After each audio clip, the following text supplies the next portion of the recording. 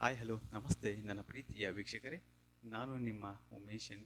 ನೀವು ನೋಡ್ತಾ ಇದ್ದೀರಾ ಎಕನಾಮಿಕ್ಸ್ ಲರ್ನಿಂಗ್ ಪ್ಲಾಟ್ಫಾರ್ಮ್ ಯೂಟ್ಯೂಬ್ ವೇದಿಕೆಯ ಮುಖೇನ ಅರ್ಥಶಾಸ್ತ್ರದ ಹಲವು ವಿಷಯಗಳನ್ನ. ಆದ್ಮೇಲೆ ಈ ದಿನ ಅನೇಕ ಸ್ಪರ್ಧಾತ್ಮಕ ಪರೀಕ್ಷೆಗಳಲ್ಲಿ ಕೇಳಿರುವಂಥ ಅಂದರೆ ಪಿ ಸಿ ಆಗಿರ್ಬೋದು, ಪಿ ಎಸ್ ಐ ಆಗಿರ್ಬೋದು, ಕೆ ಸೆಟ್ ಆಗಿರ್ಬೋದು, ನೆಟ್ ಆಗಿರ್ಬೋದು, ಹೀಗೆ ಅನೇಕ ಸ್ಪರ್ಧಾತ್ಮಕ ಪರೀಕ್ಷೆಗಳಲ್ಲಿ ಪುನಃ ರಿಪೀಟ್ ಆಗುವಂಥ ಕಂಪಲ್ಸರಿಯಾಗಿ ಈ ಟಾಪಿಕ್ ಮೇಲೆ ಇದ್ದೇ ಇರುವಂಥ ಒಂದು ಕ್ವಶನ್ನು ಅಂದರೆ ಭಾರತದ ರಾಷ್ಟ್ರೀಯ ಆದಾಯದ ದತ್ತಾಂಶವನ್ನು ಯಾರು ಬಿಡುಗಡೆ ಮಾಡ್ತಾರೋ ಅನ್ನುವಂಥ ಒಂದು ಕ್ವಶನ್ ಕಂಪಲ್ಸರಿ ಆಗಿ ಇದ್ದೇ ಇರುತ್ತೆ. ಇದಕ್ಕೆ ಸಂಬಂಧಪಟ್ಟಂಗೆ ಕರೆಂಟ್ ಅಫೇರ್ಸನ್ನು ಕೂಡ ಈ ಒಂದು ದಿನದ ಕ್ಲಾಸಲ್ಲಿ ನಾವು ನೋಡ್ತಾ ಹೋಗೋಣ. ಮೊದಲನೇದಾಗಿ ಏನಿದೆ ಕ್ವಶನ್ ಅಂದರೆ ಭಾರತದ ರಾಷ್ಟ್ರೀಯ ಆದಾಯದ ದತ್ತಾಂಶವನ್ನು ಯಾರು ಬಿಡುಗಡೆ ಮಾಡ್ತಾರೆ ಅನ್ನುವಂಥ ಕ್ವಶನ್ ಇದೆ. ಯಾರು ಬಿಡುಗಡೆ ಮಾಡ್ತಿದ್ದಾರೋ ಅಂದರೆ ಮೊದಲು CSO ಅನ್ನುವಂಥದ್ದು ಬಿಡುಗಡೆ ಮಾಡ್ತಿತ್ತು. ಏನು CSO ಅಂದರೆ ಸೆಂಟ್ರಲ್ ಸ್ಟ್ಯಾಟಿಸ್ಟಿಕಲ್ ಆಫೀಸ್ ಅಂತ ಕರಿತೀವಿ. ಅಂದರೆ ಕೇಂದ್ರ ಸಾಂಖ್ಯಿಕ ಕಚೇರಿ ಅಂತ. ಕೇಂದ್ರ ಸಾಂಖ್ಯಿಕ ಕಚೇರಿ ಅನ್ನೋದು ಮೊದಲು ಭಾರತದ ರಾಷ್ಟ್ರೀಯ ಆದಾಯದ ದತ್ತಾಂಶವನ್ನು ಬಿಡುಗಡೆ ಮಾಡ್ತಿತ್ತು. ಇದರ ಸ್ಥಾಪನೆ ಯಾವಾಗಪ್ಪ ಅಂದರೆ 1951 ಮೇ 2ರಂದು. ಮೇ 2 ಈ ಒಂದು CSO ಅನ್ನೋದು ಸ್ಥಾಪನೆ ಆಯಿತು ಅಂತ ಹೇಳ್ಬೋದು. ತದನಂತರವಾಗಿ ಇದು 2019 ಮೇ 23ರ ಪೂರ್ವದಲ್ಲಿ CSO ಅನ್ನೋದು ಭಾರತದ ರಾಷ್ಟ್ರೀಯ ಆದಾಯದ ದತ್ತಾಂಶವನ್ನು ಬಿಡುಗಡೆ ಮಾಡ್ತಿತ್ತು. ಯಾವುದು? CSO, ಕೇಂದ್ರ ಸಾಂಖ್ಯಿಕ ಕಚೇರಿ ಅನ್ನುವಂಥದ್ದು. ಅದು ಯಾವಾಗ? 2019 ಮೇ 23ರ ಪೂರ್ವದಲ್ಲಿ. ಇವಾಗ ಯಾವುದು ಮಾಡ್ತಾ ಇದೆ ಅಂದರೆ NSO ಅಂತ ಹೇಳ್ತೀವಿ ನಾವು. NSO ಯಾವಾಗ? 2019 ಮೇ 23ರ ನಂತರವಾಗಿ NSO ಅಂದರೆ ನ್ಯಾಷನಲ್ ಸ್ಟ್ಯಾಟಿಸ್ಟಿಕಲ್ ಆಫೀಸ್ ಅಂತ ಕರಿತೀವಿ. ಅಂದರೆ ರಾಷ್ಟ್ರೀಯ ಸಾಂಖ್ಯಿಕ ಕಚೇರಿ ಅನ್ನುವಂಥದ್ದು 2019 ಮೇ 23ರಂದ ತನ್ನ ಕಾರ್ಯವನ್ನು ಆರಂಭ ಮಾಡಿತ್ತು. ಈ NSO ಅನ್ನು CSO ಮತ್ತು NSSO ಅಂತ ಇತ್ತು. ಏನಿದು NSSO ಅಂತ? ನಮ್ಗೆ ಗೊತ್ತಿದೆ. CSO ಅಂದರೆ ಸೆಂಟ್ರಲ್ ಸ್ಟ್ಯಾಟಿಸ್ಟಿಕಲ್ ಆಫೀಸ್ ಅಂತ, ಕೇಂದ್ರ ಸಾಂಖ್ಯಿಕ ಸಂಸ್ಥೆ ಅನ್ನೋ ಗೊತ್ತಾಯಿತು. ಅದರ ಯಾವಾಗ ಸ್ಥಾಪನೆ ಆಯಿತು ಅನ್ನೋದು ನೋಡಿದ್ವಿ. ತದನಂತರವಾಗಿ NSSO ಅಂತ ಬರ್ತದೆ. ಏನು NSSO ಅಂದರೆ ನ್ಯಾಷನಲ್ ಸ್ಯಾಂಪ್ಲಿಂಗ್ ಸರ್ವೆ ಆಫೀಸ್ ಅಂತ ಕರಿತೀವಿ. ಅಂದರೆ ರಾಷ್ಟ್ರೀಯ ಮಾದರಿ ಸಮೀಕ್ಷೆಯ ಕಚೇರಿ ಅಂತ ಕರಿತೀವಿ. ಇದು 1950ರಲ್ಲಿ ಸ್ಥಾಪನೆ ಆಗುತ್ತೆ. 1950ರಲ್ಲಿ ಈ ಒಂದು NSSO ಅನ್ನೋದು ಸ್ಥಾಪನೆ ಆಗುತ್ತೆ. ಇವೆರಡರ ವಿಲೀನದಿಂದಾಗಿ ಏನು ಮಾಡ್ತಾರೆ ಅಂದರೆ ಇವೆರಡನ್ನು ವಿಲೀನ ಮಾಡುವುದರ ಮುಖಾಂತರವಾಗಿ, ಇವೆರಡನ್ನು ಜೋಡಣೆ ಮಾಡುವುದರ ಮುಖಾಂತರವಾಗಿ NSO ಅನ್ನು ಕೊಡ್ತಾರೆ. ಅಂದರೆ ನ್ಯಾಷನಲ್ ಸ್ಟ್ಯಾಟಿಸ್ಟಿಕಲ್ ಆಫೀಸ್ ಅಂತ ಏನು ಕರಿತೀವಿ, ಅಥವಾ ರಾಷ್ಟ್ರೀಯ ಸಾಂಖ್ಯಿಕ ಕಚೇರಿ ಅಂತ ಕರಿತೀವಲ್ಲ, ಅದನ್ನು ಈ CSO ಮತ್ತು NSSO ಅನ್ನು ಜೋಡಣೆ ಮಾಡುವುದರ ಮುಖಾಂತರವಾಗಿ ಯಾವಾಗ 2019 ಮೇ 23ರಂದು ನಮಗೆ ನೀಡ್ತಾರೆ. ಏನಿದು NSO ಅಂತ ನೋಡ್ತಾ ಹೋದರೆ ಈ NSO ಏನು ಮಾಡ್ತೈತಿ ಅಂದರೆ GDP ಆಗಿರ್ಬೋದು, ಅದೇ ರೀತಿಯಾಗಿ ಗ್ರಾಹಕರ ಬೆಲೆ ಸೂಚ್ಯಾಂಕ ಆಗಿರ್ಬೋದು, ಅದೇ ರೀತಿಯಾಗಿ ನಾವೇನು ಇದು ಕರಿತೀವಲ್ಲ ಅಂದರೆ ಕೈಗಾರಿಕಾ ಉತ್ಪಾದನಾ ಸೂಚ್ಯಾಂಕ ಆಗಿರ್ಬೋದು, ಕೃಷಿ ಉತ್ಪಾದನಾ ಸೂಚ್ಯಾಂಕ ಆಗಿರ್ಬೋದು, ತದನಂತರವಾಗಿ ಹೀಗೆ ಅನೇಕ ರೀತಿಯ ಆರ್ಥಿಕ ಮತ್ತು ಸಾಮಾಜಿಕ ದತ್ತಾಂಶಗಳನ್ನು ಬಿಡುಗಡೆ ಮಾಡುವುದು ಅಂದರೆ ಅದು NSO ಅಂತ. ಇದನ್ನು ಯಾಕೆ ಇವೆರಡರ ಜೋಡಣೆ ಮಾಡಿ ನಮಗೆ NSOನ ಕೊಟ್ಟರು ಅಂದರೆ ಇದೇನು ಮಾಡ್ತದೆ ಅಂದರೆ ವೈಜ್ಞಾನಿಕವಾಗಿ ದತ್ತಾಂಶಗಳನ್ನು ಸಂಗ್ರಹಣೆ ಮಾಡುವುದರೊಂದಿಗೆ ಆಧುನಿಕ ತಂತ್ರಜ್ಞಾನವನ್ನು ಬಳಸಿಕೊಂಡು ವೈಜ್ಞಾನಿಕವಾಗಿ ದತ್ತಾಂಶವನ್ನು ಸಂಗ್ರಹಣೆ ಮಾಡಿ ಆಡಳಿತದಲ್ಲಿ ಸುಲಭವಾಗಿ ಯೋಜನೆಗಳನ್ನು ರೂಪಿಸಲು ಈ NSO ಅನ್ನೋದು ನಮಗೆ ಸಹಕಾರಿ ಆಗಲಿ ಅನ್ನುವಂತಹ ಒಂದು ನಿಟ್ಟಿನಿಂದಾಗಿ ಈ ರಂಗರಾಜನ್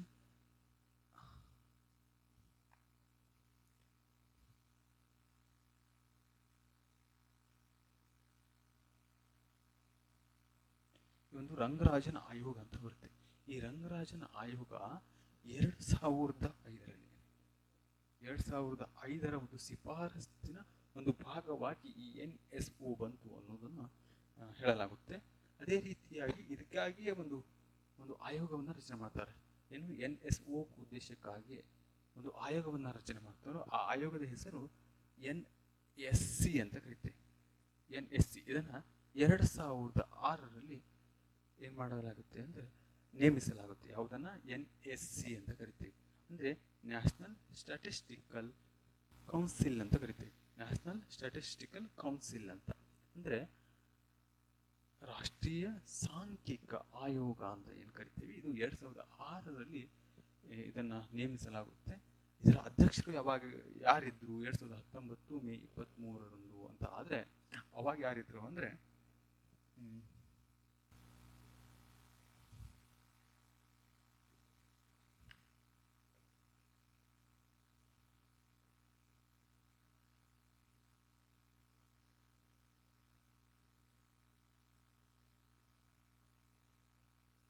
ಈ ಬಿಮಲ್ ಕುಮಾರ್ ರಾಯ್ ಅನ್ನವರು ಅವಾಗ NSCಯ ಅಧ್ಯಕ್ಷರಾಗಿದ್ದರು. ಈ ಆಯೋಗದ ಅಧ್ಯಕ್ಷರು ಯಾರಾಗಿದ್ದಾರೆ ಅಂದರೆ ಬಿಮಲ್ ಕುಮಾರ್ ರಾಯ್ ಅನ್ನವರು ಅವಾಗ ಅಧ್ಯಕ್ಷರಾಗಿದ್ದರು ಅಂತ ನಾವು ನೋಡಬಹುದು. ತದನಂತರವಾಗಿ ಇವಾಗ ಪ್ರಸ್ತುತವಾಗಿ ಯಾರಿದ್ದಾರೆ NSC ಆಯೋಗದ ಒಂದು ಅಧ್ಯಕ್ಷರು ಅಂದರೆ ನ್ಯಾಷನಲ್ ಸ್ಟ್ಯಾಟಿಸ್ಟಿಕಲ್ ಕೌನ್ಸಿಲ್ ಅಂತ ಏನು ಕರಿತೀವಲ್ಲ, ಇದರ ಒಂದು ಆಯೋಗದ ಅಧ್ಯಕ್ಷರು ಯಾರಿದ್ದಾರೆ ಅಂದರೆ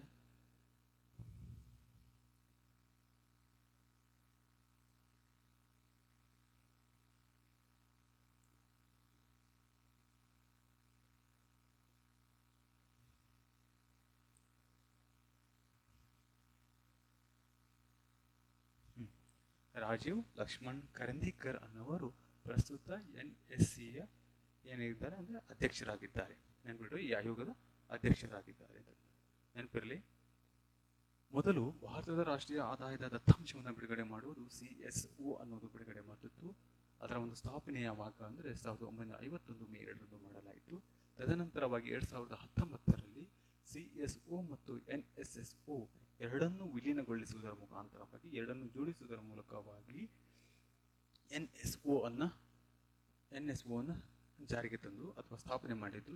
ಏನು NSO ಅಂದರೆ ನ್ಯಾಷನಲ್ ಸ್ಟ್ಯಾಟಿಸ್ಟಿಕಲ್ ಆಫೀಸ್ ಅಂತ ಕರಿತೀವಿ. ನ್ಯಾಷನಲ್ ಸ್ಟ್ಯಾಟಿಸ್ಟಿಕಲ್ ಆಫೀಸ್ ಅಂತ ಕರಿತೀವಿ. ಇದನ್ನ ತರಲು ರಂಗರಾಜನ್ ಆಯೋಗ ಅನ್ನೋದು 2005ರಲ್ಲಿ ಶಿಫಾರಸು ಮಾಡಿದ್ದು. ಆ ಒಂದು ಆಯೋಗದ ಒಂದು ಭಾಗವನ್ನಾಗಿ NSC ಅನ್ನೋದೇನಿದೆ, ನ್ಯಾಷನಲ್ ಸ್ಟ್ಯಾಟಿಸ್ಟಿಕಲ್ ಕೌನ್ಸಿಲ್ ಅನ್ನೋದನ್ನು 2006ರಲ್ಲಿ ನೇಮಕ ಮಾಡಿ ಈ ಒಂದು NSO ಅನ್ನ ಜಾರಿಗೆ ತರ್ತಾರೋ. ಅವಾಗ ಅಂದರೆ 2019 ಮೇ 23ರಂದು ಈ NSO ನ ಜಾರಿಗೆ ತಂದಿರಲ್ಲ. ಆ ಒಂದು ಸಂದರ್ಭದಲ್ಲಿ ಯಾರು ಈ NSC ಆಯೋಗದ ಅಧ್ಯಕ್ಷರಾಗಿದ್ದರು ಅಂದರೆ ಅವರು ಬಿಮಲ್ ಕುಮಾರ್ ರಾಯ್ ಅನ್ನವರು ಆಗಿದ್ದರು. ಇವಾಗ ಪ್ರಸ್ತುತವಾಗಿ ಇರುವರು ಯಾರಂದ್ರೆ ರಾಜೀವ್ ಲಕ್ಷ್ಮಣ್ ಕರಂದೀಕರ್ ಅನ್ನವರು ಪ್ರಸ್ತುತ ಈ ಒಂದು NSC ಆಯೋಗದ ಅಧ್ಯಕ್ಷರಾದರು. ಇಷ್ಟು ನೆನಪಿಟ್ಕೊಡ್ರಿ. ತದನಂತರವಾಗಿ ಮತ್ತೇನು ನೋಡ್ತಾ ಹೋಗೋಣ ಅಂದರೆ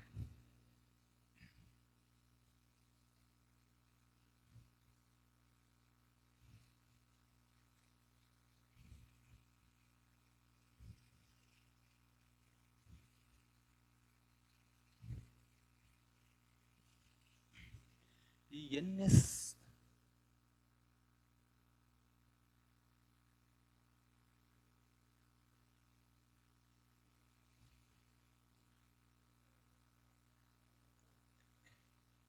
NSO ಅನ್ನೋದಿದೆಯಲ್ಲ, ಈ NSO ಅಂದ್ರೆ ಭಾರತ ಸರ್ಕಾರದ ಸಾಂಖ್ಯಿಕ ಮತ್ತು ಕಾರ್ಯಕ್ರಮ ಅನುಷ್ಠಾನ ಸಚಿವಾಲಯದ ನೇತೃತ್ವದಲ್ಲಿ ಈ NSO ಅನ್ನೋದು ಕಂಡು ಬರುತ್ತೆ. ನೆನಪಿಡಿ, NSO ಅನ್ನೋದು ಯಾವುದರ ಒಂದು ನೇತೃತ್ವದಲ್ಲಿ ಕಂಡು ಬರುತ್ತೆ ಅಂದ್ರೆ ಭಾರತ ಸರ್ಕಾರದ ಸಾಂಖ್ಯಿಕ ಮತ್ತು ಅಥವಾ ಅಂಕಿ ಅಂಶಗಳ ಸಂಸ್ಥೆ ಅಥವಾ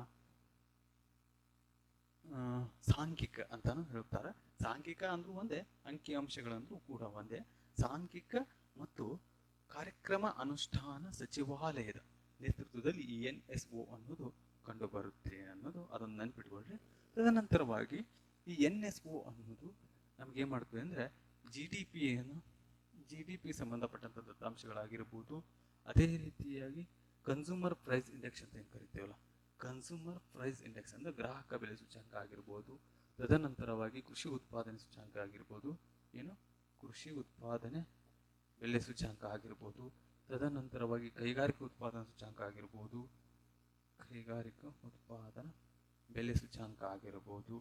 ಈ ರೀತಿ ಮತ್ತು ಅದೇ ರೀತಿ ಸಗಟು ಬೆಲೆ ಸೂಚ್ಯಾಂಕ ಇನ್ನೊಂದು ಏನು ಬರ್ತದೆ ಅಂದರೆ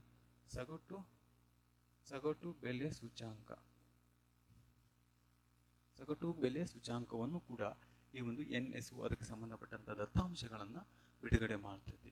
ಇವಾಗ ನಮಗೆ ಪ್ರಸ್ತುತವಾಗಿ ಅಂದರೆ ಕರೆಂಟ್ ಅಫೇರ್ಸ್ಗೆ ಬರೋದಾದರೆ 2026 ಫೆಬ್ರವರಿಯಲ್ಲಿ 2026 ಫೆಬ್ರವರಿಯಲ್ಲಿ ಅದು ಯಾವುದು ಅಂದರೆ 27ನೇ ತಾರೀಕು. 2026 ಫೆಬ್ರವರಿ 27ರಂದು ಈ ಒಂದು NSO ಹೊಸ ದತ್ತಾಂಶಗಳನ್ನು ಬಿಡುಗಡೆ ಮಾಡ್ತದೆ. ಇದು ಕ್ವಶನ್ ಆಗುತ್ತೆ, ಸ್ವಲ್ಪ ನೆನಪಿನಲ್ಲಿ ಇಟ್ಕೊಳ್ರಿ. ಯಾವಾಗ ಅಂದರೆ 2026 ಫೆಬ್ರವರಿ 27ರಂದು NSO ಅಂದರೆ ನ್ಯಾಷನಲ್ ಸ್ಟ್ಯಾಟಿಸ್ಟಿಕಲ್ ಆಫೀಸ್ ಅನ್ನೋದು ಹೊಸ ದತ್ತಾಂಶಗಳನ್ನು ಬಿಡುಗಡೆ ಮಾಡುತ್ತೆ. ಅದರ ಒಂದು ಯಾವ ವರ್ಷವನ್ನು ಆಧಾರವಾಗಿಟ್ಕೊಂಡು ಬಿಡುಗಡೆ ಮಾಡುತ್ತೆ ಅನ್ನೋದನ್ನ ಈಗ ನೋಡ್ತಾ ಹೋಗೋಣ. ನಾವು ಹೇಳಿದ್ವಿ ಅಂದ್ರೆ ನಾವೇನಾದರೂ GDP-ಯನ್ನು ಅಳೆಯುವ ಒಂದು ಸಂದರ್ಭದಲ್ಲಿ ಎರಡು ರೀತಿಯಾಗಿ ಹೇಳ್ತೀವಿ. ಒಂದು ನಾಮಮಾತ್ರ, ಇನ್ನೊಂದು ನೈಜ ಅಂತ ಹೇಳಿದ್ದೀವಿ. ನಿಮಗೆ ಗೊತ್ತಿಲ್ಲ ಅಂದ್ರೆ ನಾನು ಹಿಂದಿನ ಕ್ಲಾಸಲ್ಲಿ ಇದ್ದಾವೆ ನಾಮಮಾತ್ರ GDP ಅಂದ್ರೆ ಏನು, ನೈಜ GDP ಅಂದ್ರೆ ಏನು ಅಂತ ಅದರಲ್ಲಿ ಹೋಗಿ ನೋಡಿ, ಅವಾಗ ಗೊತ್ತಾಗುತ್ತೆ. ಈ ಕ್ಲಾಸ್ನೆಲ್ಲ ನೀನು ಅಂತ ಎಕ್ಸ್ಪ್ಲೇನ್ ಮಾಡಲ್ಲ, ಮುಂದೆ ಬೇಕಾದ ಮಾಡಬೇಕಾದಂಥ ಸಂದರ್ಭ ಬಂದರೆ ಮಾಡ್ತೀನಿ ಅಂತ. ಹೀಗೆ ನೋಡಿ, ನಾವು GDP-ಯನ್ನು ಮೊದಲು ಯಾವ ವರ್ಷವನ್ನು ಇಟ್ಕೊಂಡು ಅಳತೆ ಮಾಡ್ತಿದ್ವಿ, ಒಂದು ಆಧಾರ ವರ್ಷವನ್ನು ಇಟ್ಕೊಂಡು ಅಂದರೆ ಅದು 2011 ಮತ್ತು 12 ಆಗಿತ್ತು. 2011 ಮತ್ತು 12 ಆಗಿತ್ತು. ಯಾವಾಗ ಈ ಒಂದು ಹೊಸ ದತ್ತಾಂಶ ಬಿಡುಗಡೆ ಆಗೋಕ್ಕಿಂತ ಪೂರ್ವದಲ್ಲಿ. ತದನಂತರವಾಗಿ ಇವಾಗ ಯಾವುದನ್ನ ಪರಿಗಣನೆ ಮಾಡಿ, ಯಾವ ವರ್ಷವನ್ನು ಪರಿಗಣನೆ ಮಾಡಿ 2026 ಹೊಸ ದತ್ತಾಂಶವನ್ನು ಬಿಡುಗಡೆ ಮಾಡಿದ್ದಾರೆ ಅಂದರೆ ಅದು 2022 ಮತ್ತು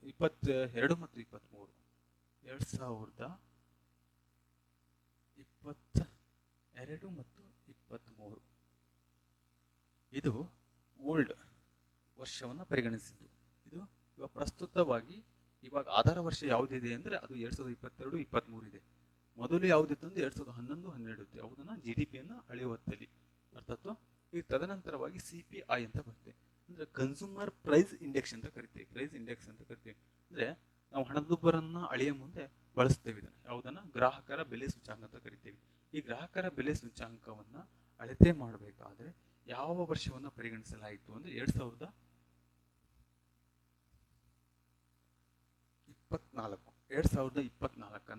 ಈ ಒಂದು ಕನ್ಸ್ಯೂಮರ್ ಪ್ರೈಸ್ ಇಂಡೆಕ್ಸ್ ಅನ್ನ ಅಳೆಯಲು ಬಳಸಲಾಯಿತು.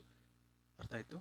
ಇದು ಮೊದಲೇ ಯಾವ ವರ್ಷವನ್ನ ಬಳಸಿದ್ವಿ ಅಂದ್ರೆ 2012 ತಗೊಂಡಿದ್ವಿ ಆಧಾರ ವರ್ಷವನ್ನಾಗಿ. ಯಾವುದನ್ನು ತಗೊಂಡಿದ್ವಿ? 2012 ತಗೊಂಡಿದ್ವಿ. ಈ ಪ್ರಸ್ತುತವಾಗಿ 2024 ತಗೊಂಡಿದ್ದೇವೆ. ಅರ್ಥ ಆಯ್ತು? ತದನಂತರ ಕೃಷಿ ಉತ್ಪಾದನೆ ಬೆಲೆ ಸೂಚ್ಯಾಂಕ ಅಂತ ಕರಿತೀವಿ. ಈ ಕೃಷಿ ಉತ್ಪಾದನೆ ಬೆಲೆ ಸೂಚ್ಯಾಂಕಕ್ಕೆ ಆಧಾರ ವರ್ಷವನ್ನ ಈ ಒಂದು NSO ಅನ್ನೋದು ಯಾವುದನ್ನ ಪರಿಗಣನೆ ಮಾಡೈತಿ ಅಂದ್ರೆ ಇದು 2011 ಮತ್ತು 12 ಪರಿಗಣನೆ ಮಾಡೈತಿ. ಯಾವುದನ್ನ? 2011 ಮತ್ತು 12. ಇದು ಕೂಡ ಅಷ್ಟೇ, ಸಗಟು ಬೆಲೆ ಸೂಚ್ಯಾಂಕ ಐತಲ್ಲ, ಇದು ಕೂಡ 2011 ಮತ್ತು 12 ಪರಿಗಣನೆ ಮಾಡೈತಿ. ಅರ್ಥ ಆಯ್ತು? ತದನಂತರವಾಗಿ ಕೈಗಾರಿಕಾ ಉತ್ಪಾದನೆ ಬೆಲೆ ಸೂಚ್ಯಾಂಕ ಅಂತ ಬರುತ್ತೆ. ಇದನ್ನ 2022 ಮತ್ತು 23 ಹೊಸ ವರ್ಷವನ್ನ ತಗೊಂಡೈತಿ. ಇವೆರಡು ಏನಿದಾವಲ್ಲ, ಇವು ಪರಿಷ್ಕರಣೆ ಹಂತದಲ್ಲಿದ್ದಾವೆ, ಪರಿಷ್ಕರಣೆ ಮಾಡ್ತಾ ಇದ್ದಾರೆ. ಅದು ಯಾವಾಗ ಆಗುತ್ತೋ ಗೊತ್ತಿಲ್ಲ. ಅರ್ಥ ಆಯ್ತು? ಒಂದ್ಸಲ ಎಕ್ಸ್ಪ್ಲೇನ್ ಮಾಡಿಬಿಡ್ತೀನಿ, ಇನ್ನೊಂದು ಸಾರಿ ನೋಡ್ಕೊಳ್ಳಿ. ಏನು ಭಾರತದ ರಾಷ್ಟ್ರೀಯ ಆದಾಯದ ದತ್ತಾಂಶವನ್ನ ಯಾರು ಬಿಡುಗಡೆ ಮಾಡ್ತಾರಂತ ಇತ್ತು. ಅದಕ್ಕೆ ಸಂಬಂಧಪಟ್ಟಂಗೆ ನೋಡ್ತಾ ಹೋದಾಗ ಮೊದಲು ಯಾವಾಗ 2019 ಮೇ 23 ಪೂರ್ವದಲ್ಲಿ ಏನಾಗಿತ್ತು ಅಂದ್ರೆ ಈ ಒಂದು ರಾಷ್ಟ್ರೀಯ ಆದಾಯದ ದತ್ತಾಂಶವನ್ನ ಏನ್ ಮಾಡ್ತಾ ಇತ್ತು ಅಂದ್ರೆ CSO ಅನ್ನೋದು ಬಿಡುಗಡೆ ಮಾಡ್ತಿತ್ತು. ಅಂದ್ರೆ ಸೆಂಟ್ರಲ್ ಸ್ಟ್ಯಾಟಿಸ್ಟಿಕಲ್ ಆಫೀಸ್ ಅಂತ ಏನ್ ಕರಿತೇವಿ, ಅದು ಬಿಡುಗಡೆ ಮಾಡ್ತಿತ್ತು. ಅಂದ್ರೆ ಕೇಂದ್ರ ಸಾಂಖ್ಯಿಕ ಸಂಸ್ಥೆ ಅನ್ನೋದು ಕಚೇರಿ ಅನ್ನೋದು ಬಿಡುಗಡೆ ಮಾಡ್ತಿತ್ತು. ತದನಂತರವಾಗಿ 2019 ಮೇ 23 ನಂತರವಾಗಿ CSO ಮತ್ತು NSSO ಅನ್ನ ಎರಡನ್ನೂ ವಿಲೀನ ಮಾಡ್ತಾರೆ. ರಂಗರಾಜನ ಸಮಿತಿಯ ಒಂದು 2005 ಸಮಿತಿ ಅದು ಒಂದು ಶಿಫಾರಸು ಮಾಡ್ತಲ್ಲ, ಆಯೋಗ ಏನೋ ಶಿಫಾರಸು ಮಾಡ್ತಾ, ಆ ಆಯೋಗದ ಒಂದು ಭಾಗವನ್ನಾಗಿ ಇನ್ನೊಂದು ಆಯೋಗವನ್ನ ರಚನೆ ಮಾಡ್ತಾರೋ. ಅದರ ಹೆಸರು ಏನಂದ್ರೆ NSC ಅಂತ ಕರಿತೀವಿ. ಅಂದ್ರೆ ನ್ಯಾಷನಲ್ ಸ್ಟ್ಯಾಟಿಸ್ಟಿಕಲ್ ಕಮಿಷನ್ ಅಂತ ಅಂದರೆ ಆಯೋಗ ಅಂತ ಕರಿತೀವಿ. ಅದರ ನೇತೃತ್ವದಲ್ಲಿ 2006ರಲ್ಲಿ ಅದನ್ನು ನೇಮಕ ಮಾಡಲಾಗುತ್ತೆ. ಅದರ ನೇತೃತ್ವದಲ್ಲಿ ಈ ಒಂದು NSO ಅನ್ನು ಸ್ಥಾಪನೆ ಮಾಡಲಾಗುತ್ತೆ 2019 ಮೇ 23ರಂದು. ತದನಂತರವಾಗಿ ಇದು ಕರೆಂಟ್ ಅಫೇರ್ಸ್ಗೆ ಬಂದ್ವಿ ಅಂದರೆ NSO ಅನ್ನೋದು ಇದೇನು NSO ಅನ್ನೋದು ಪ್ರಸ್ತುತವಾಗಿ ಅದು ಸಾಂಖ್ಯಿಕ ಅಂದರೆ ಭಾರತ ಸರ್ಕಾರದ ಸಾಂಖ್ಯಿಕ ಮತ್ತು ಕಾರ್ಯಕ್ರಮದ ಅನುಷ್ಠಾನದ ಸಚಿವಾಲಯದ ನೇತೃತ್ವದಲ್ಲಿ ಕಾರ್ಯವನ್ನು ನಿರ್ವಹಿಸ್ತಾ ಇದೆ. ತದನಂತರವಾಗಿ ಈ NSO 2026ರಲ್ಲಿ ಹೊಸ ದತ್ತಾಂಶಗಳನ್ನು ಬಿಡುಗಡೆ ಮಾಡ್ತು. ಅದು ಫೆಬ್ರವರಿ 27ನೇ ತಾರೀಕು 2026 ಫೆಬ್ರವರಿ 27ರಂದು ಬಿಡುಗಡೆ ಮಾಡ್ತು. ಆ ನಿಟ್ಟಿನಲ್ಲಿ GDPಯನ್ನು ಅಳೆಯಲು ಆಧಾರ ವರ್ಷಗಳನ್ನು ಯಾವುದನ್ನು ನಾವು ಅಳೆಯಲು ಒಂದು ನಾಮಮಾತ್ರ ಅಥವಾ ನೈಜವನ್ನು ಪರಿಗಣನೆ ಮಾಡ್ತೀವಿ. ಆ ನಿಟ್ಟಿನಲ್ಲಿ ಇದನ್ನು ನೈಜವಾದ ಅಂದರೆ ನೈಜ GDPಯನ್ನು ಅಳೆಯಲು ಆಧಾರ ವರ್ಷವನ್ನು ಯಾವುದನ್ನು ತಗೊಂಡೈತಿ ಅಂದ್ರೆ 2022-23 ಪ್ರಸ್ತುತವಾಗಿ ತಗೊಂಡೈತಿ. ಮೊದಲು 2011 ಮತ್ತು 12 ತಗೊಂಡಿತ್ತು. ತದನಂತರವಾಗಿ CPI ಅಂದ್ರೆ ಕನ್ಸ್ಯೂಮರ್ ಪ್ರೈಸ್ ಇಂಡೆಕ್ಸ್ ಅನ್ನು ಅಳೆಯಲು ಅಂದ್ರೆ ಗ್ರಾಹಕರ ಬೆಲೆ ಸೂಚ್ಯಾಂಕವನ್ನು ಅಳೆಯಲು ಬಳಸಿದ್ದು ಅಂದರೆ 2024 ಪರಿಗಣನೆ ಮಾಡಿದ್ದು ಪ್ರಸ್ತುತ ವರ್ಷವನ್ನಾಗಿ. ಮೊದಲು 2012 ಅನ್ನೋದು ಇತ್ತು. ಅದೇ ರೀತಿಯಾಗಿ ಕೃಷಿ ಉತ್ಪಾದನೆಯ ಬೆಲೆ ಸೂಚ್ಯಾಂಕವನ್ನು 2011-12 ಪರಿಗಣಿಸಿದೆ ಆಧಾರ ವರ್ಷ. ಅದೇ ರೀತಿಯಾಗಿ ಸಗಟು ಬೆಲೆ ಸೂಚ್ಯಾಂಕವನ್ನು ಕೂಡ 2011-12 ಆಗಿ ಪರಿಗಣಿಸಿದೆ. ಇವೆರಡೂ ಕೂಡ ಪರಿಷ್ಕರಣೆಯಲ್ಲಿ ಇದ್ದಾವೆ. ಯಾವಾಗ ಪರಿಷ್ಕರಣೆ ಆಗ್ತವೆ ಗೊತ್ತಿಲ್ಲ. ಚುನಾವಣೆಯಲ್ಲಿ ಹೊಸದಾಗಿ ಬದಲಾವಣೆ ಮಾಡಬೇಕಂತ ಇದ್ದಾರೆ, ಯಾವಾಗ ಮಾಡ್ತಾರೋ ಗೊತ್ತಿಲ್ಲ. ಅದೇ ರೀತಿಯಾಗಿ ಕೈಗಾರಿಕಾ ಉತ್ಪಾದನೆ ಬೆಲೆ ಸೂಚ್ಯಾಂಕ ಅನ್ನೋದೇನಿದೆ ಅದನ್ನು 2022 ಮತ್ತು 23 ಹಿಡಿದಿದ್ದಾರೆ. ತದನಂತರವಾಗಿ ಇನ್ನೊಂದು ಹೇಳಬೇಕು ಏನಂದ್ರೆ ಈ ಒಂದು NSO ಅಂತ ಇದೆಯಲ್ಲ, ಇದು ಎರಡು ರೀತಿಯಾಗಿ ದತ್ತಾಂಶಗಳನ್ನು ಬಿಡುಗಡೆ ಮಾಡುತ್ತೆ. ಒಂದು ತ್ರೈಮಾಸಿಕವಾಗಿ, ಇನ್ನೊಂದು ವಾರ್ಷಿಕವಾಗಿ ಅಂತ. ಅಂದ್ರೆ 3 ತಿಂಗಳಿಗೆ ಒಂದ್ಸರಿ ದತ್ತಾಂಶಗಳನ್ನು ಬಿಡುಗಡೆ ಮಾಡುತ್ತೆ. ಅದೇ ರೀತಿಯಾಗಿ ವರ್ಷಕ್ಕೆ ಒಂದ್ಸಾರಿ ಅಂತ ಇದು ದತ್ತಾಂಶಗಳನ್ನು ಬಿಡುಗಡೆ ಮಾಡುತ್ತೆ. ಇದಿಷ್ಟು ಕರೆಂಟ್ ಅಫೇರ್ಸ್ಗೆ ಸಂಬಂಧಪಟ್ಟಂಗೆ. ನೆಕ್ಸ್ಟ್ ಕ್ಲಾಸಲ್ಲಿ ಇನ್ನೊಂದು ಕ್ವಶನ್ ಇಟ್ಕೊಂಡು ಇನ್ನೊಂದು ಟಾಪಿಕ್ ನೋಡ್ತಾ ಹೋಗೋಣ. ಇದೊಟ್ಟು ಏನಾಗಿದೆ ಅಂದ್ರೆ ಅನೇಕ ಸ್ಪರ್ಧಾತ್ಮಕ ಪರೀಕ್ಷೆಗಳಲ್ಲಿ ಬಹಳ ಸಾರಿ ಪುನಃ ರಿಪೀಟ್ ಆದಂಥ ಕ್ವಶನ್ಗಳಿಗೂ ಇದರಲ್ಲಿ ಬಂದಂಥವು. ಇದು ಕರೆಂಟ್ ಅಫೇರ್ಸ್ಗೆ ಸಂಬಂಧಪಟ್ಟಂಗೆ ಸ್ವಲ್ಪ ನೋಡ್ಕೊಳ್ಳಿ. ಅರ್ಥ ಆಗಿಲ್ಲ ಅಂದರೆ ಕಮೆಂಟ್ ಮಾಡಿ, ನಾನು ನಿಮಗಾಗಿ ಹೇಳ್ತೀನಿ. ತದನಂತರವಾಗಿ ನಿಮಗೊಂದು ಕ್ವಶನ್ ಕೇಳಿ ಈ ಕ್ಲಾಸನ್ನು ಎಂಡ್ ಮಾಡ್ತೀನಿ. ಅಂದರೆ ನಾವು ಯೋಜನಾ ಆಯೋಗ ಮತ್ತು ನೀತಿ ಆಯೋಗ ಅಂತ ಕರೆದ್ವಿ. ಯೋಜನಾ ಆಯೋಗ ಮತ್ತು ನೀತಿ ಆಯೋಗ ಅಂತ ಬರ್ತಾವೆ. ಇವಾಗ ಪ್ರಸ್ತುತವಾಗಿ ನೀತಿ ಆಯೋಗದ CEO ಯಾರಿದ್ದಾರೆ, ನೀತಿ ಆಯೋಗದ CEO ಯಾರಿದ್ದಾರೆ ಅನ್ನೋದನ್ನು ಕಮೆಂಟ್ ಮೂಲಕ ತಿಳಿಸಿ. ನಾನು ನೆಕ್ಸ್ಟ್ ಕ್ಲಾಸ್ನಲ್ಲಿ ಯಾರು ಸರಿಯಾದ ಆನ್ಸರ್ನ ಮಾಡಿರ್ತೀರಿ ಅನ್ನೋದನ್ನು ನಾನು ವ್ಯಕ್ತಪಡಿಸ್ತೇನೆ.